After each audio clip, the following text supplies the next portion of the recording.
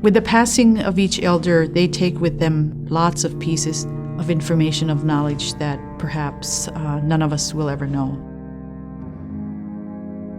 Changes have come so fast, and we've become so ingrained in Western media. We're not producing our own to present who we are and the way we view the world from our perspective. Even today, there are some kids never been on a caribou hunt. They've never had certain foods, never been out on the ocean. Our people are so rich in culture, it's hard to believe that your own kind is lacking of. That is just absolutely critical that we do anything and everything we can to reclaim those parts of our past that have seemed to have gone by the wayside. That's a huge challenge.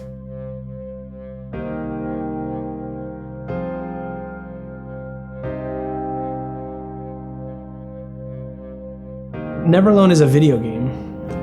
It's a game that's been created in deep partnership with members of the Inupiaq community, and it's an invitation for players all around the world to explore the amazing values, history, and storytelling tradition of the Inupiaq culture.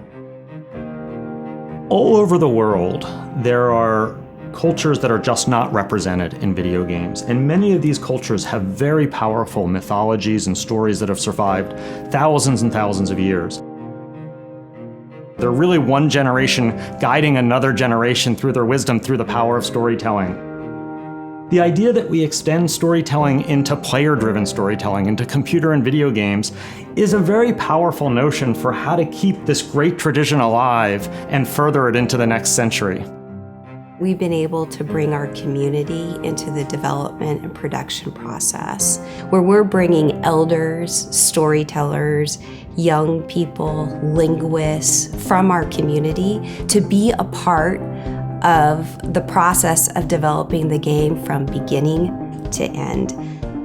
It's an opportunity not to make a game about a community, but to make a game with a community and to have a fusion of voices in a way that really hasn't been done extensively in this medium.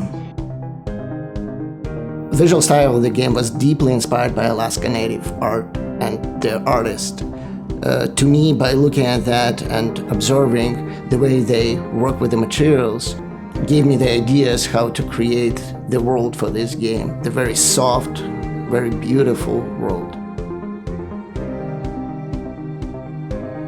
What success looks like to me as an Alaska Native is that we create a video game where the community feels proud of it, that our young people can look at themselves and say, that's my culture. There's a connection from my generation to the next generation, to my kids' generation. And this game is going to take it to the next level.